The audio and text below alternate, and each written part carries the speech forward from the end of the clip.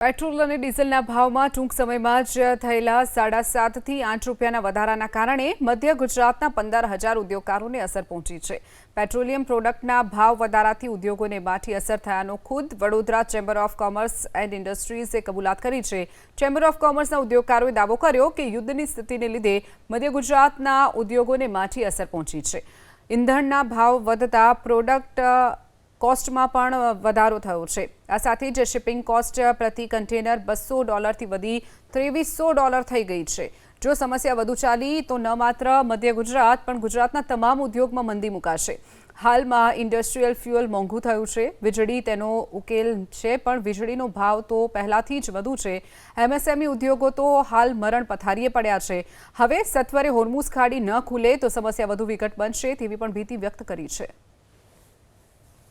ખાડી યુદ્ધને લીધે ગ્લોબલી બધાને ખબર જ છે કે ખાડી યુદ્ધને લીધે દરેક સપ્લાય, એટલે ક્રૂડનો દેખો કે તેલનો દેખો કે ગેસનો દેખો, બધા સપ્લાય પર અસર થઈ છે।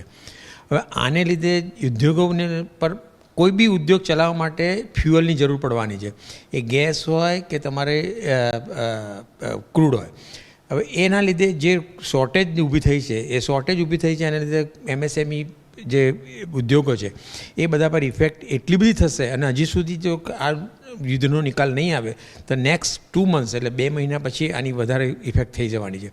હવે આ ખાડી યુદ્ધને લીધે જે ટ્રાન્સપોર્ટેશન, જે ડીઝલ કે જે આમ જનતાને બી એટલી બધી ઇફેક્ટ પડે છે કે આમ જનતા બી સર્વાઈવ કરવા માટે બી તકલીફ પડવાની છે, જે આની અસર આપણે અત્યારે દેખાઈ રહી છે।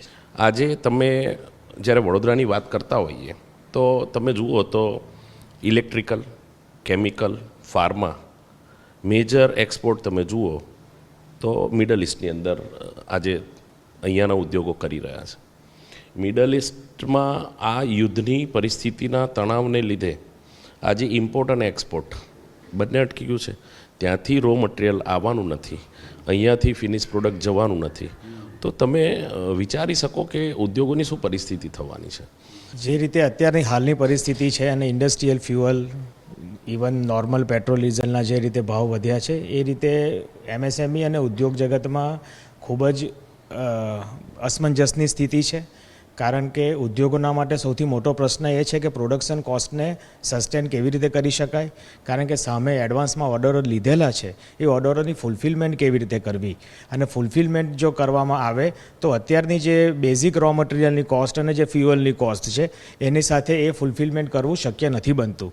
તેમ છતાં અત્યારે એમએસએમઈ આ વિકટ પરિસ્થિતિમાં ઝઝૂમી રહ્યો છે, અને આશા છે કે જો આ વહેલી તકે આનું સોલ્યુશન આવે, હોર્મુઝની બે ઓપન થાય અને સ્થિતિ થાળે પડે, અધરવાઇઝ એમએસએમઈ ઉદ્યોગોના માટે આવનારા દિવસો ખૂબ જ અઘરા દેખાઈ રહ્યા છે।